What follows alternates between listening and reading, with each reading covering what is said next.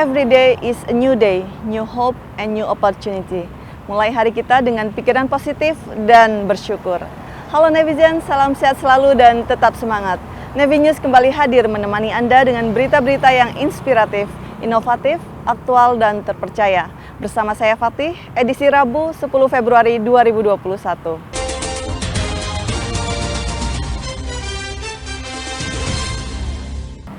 Sebagai bentuk pengawasan dan pengancaman terhadap kapal-kapal negara sahabat yang melintas di perairan Indonesia, khususnya di alur-alur Kepulauan Indonesia 1, 3 kapal perang TNI Angkatan Laut melaksanakan latihan bersama dengan kapal perang Prancis yang melintas di Selat Sunda dalam passing exercise.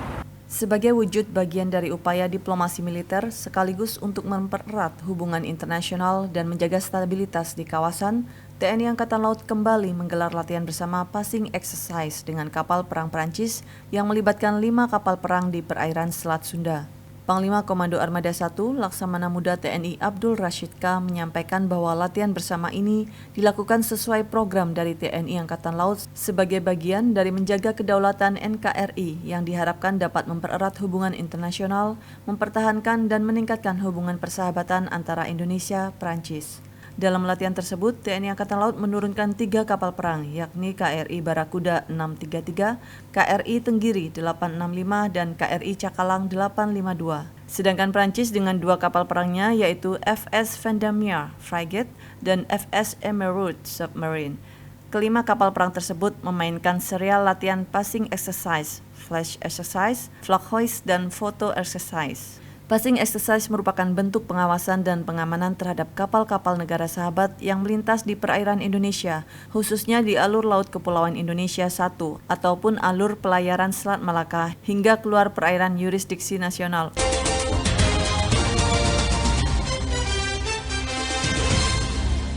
Berita selanjutnya, TNI Angkatan Laut menggelar Lomba Paduan Suara Gerejawi Wilayah Jakarta secara virtual yang dilaksanakan di Seskwal, Jakarta Selatan. TNI Angkatan Laut menggelar Lomba Paduan Suara Gerejawi Wilayah Jakarta yang mengusung tema Jiwaku Memuliakan Tuhan dan Hatiku Bergembira Karena Allah, Juru Selamatku, dan dilaksanakan secara virtual di Auditorium Yosudarso Seskwal, Cipulir, Jakarta Selatan. Dalam lomba Pesparawi yang diikuti peserta dari Komando Utama TNI Angkatan Laut Wilayah Jakarta, antara lain Mabesal Koarmada 1, Kolin Lamil, Kormar Seskwal, Pusidrosal, dan Lantamal 3 Jakarta ini digelar secara virtual dengan menggunakan aplikasi Zoom Meeting di satuan masing-masing dengan Dewan Juri yang berasal dari Yayasan Musik Gereja Indonesia. Komandan Seskwal Laksamana Muda TNI Iwan Isnurwanto yang membacakan amanat tertulis Kepala Staf Angkatan Laut Laksamana TNI Yudo Margono menyampaikan bahwa Pesparawi merupakan salah satu bentuk pembinaan mental kerohanian umat Kristen dan Katolik yang mengedepankan seni tarik suara dalam rangka membina serta mendorong pengembangan budaya yang bernafaskan keagamaan.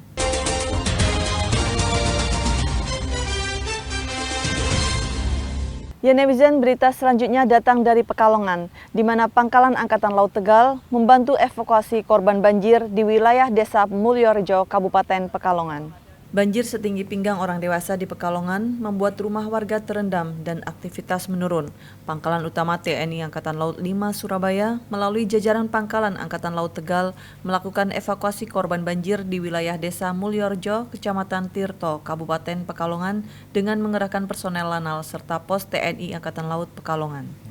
Di Desa Mulyorejo, TNI Angkatan Laut melaksanakan evakuasi korban banjir yang terjebak di dalam rumah dengan diangkut menggunakan perahu karet TNI Angkatan Laut, selanjutnya dibawa menuju lokasi yang lebih aman ke wilayah pengungsian dengan kendaraan truk dari TNI Angkatan Laut.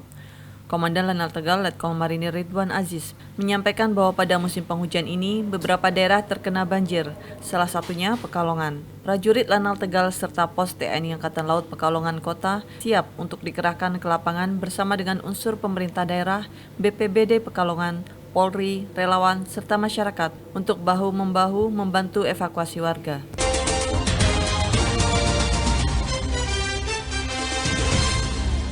Selaras dengan perintah Kepala Staf TNI Angkatan Laut Laksamana TNI Yudo Margono bahwa keberadaan TNI Angkatan Laut dimanapun harus bermanfaat bagi masyarakat sekitar.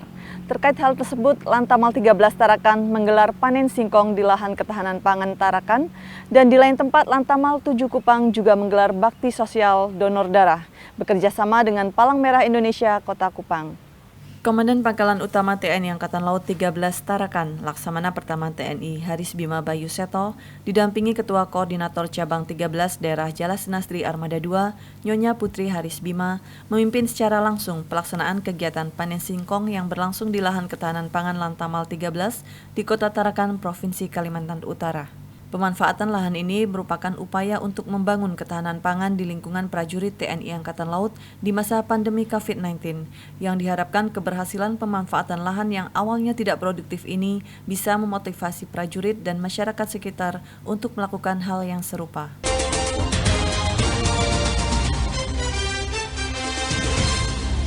Asisten Personel Komandan Pangkalan Utama TNI Angkatan Laut 7 Kupang, Letkol Marinir Mariono, memimpin bakti sosial donor darah yang diadakan oleh Dinas Kesehatan Pangkalan Utama TNI Angkatan Laut, bekerja sama dengan Palang Merah Indonesia Kota Kupang, bertempat di Marshalling Area Mako Lantamal 7, Kupang, Nusa Tenggara Timur. Bakti sosial donor darah yang mengusung tema Bakti Kami untuk Negeri ini diikuti 300 orang yang terdiri dari prajurit Lantamal 7 Kupang dan calon siswa Bintara dan Tamtama.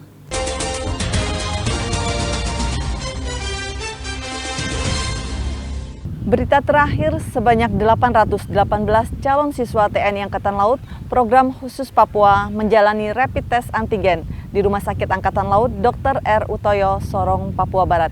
Berikut liputan selengkapnya. Sebanyak 818 calon siswa TNI Angkatan Laut program khusus Papua pendaftaran Pangkalan Utama TNI Angkatan Laut 14 Sorong menjalani rapid test antigen di Rumah Sakit Angkatan Laut Dr. R. Utoyo di Kota Sorong, Papua Barat.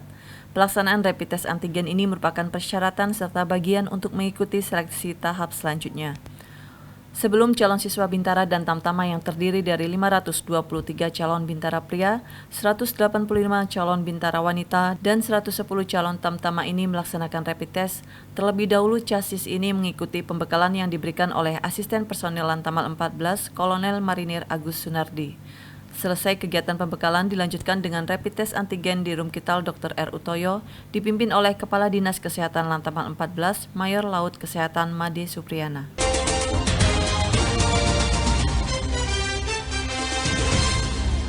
Ya Nevizen, demikianlah Nevi News hari ini. Stay safe, fit, and healthy.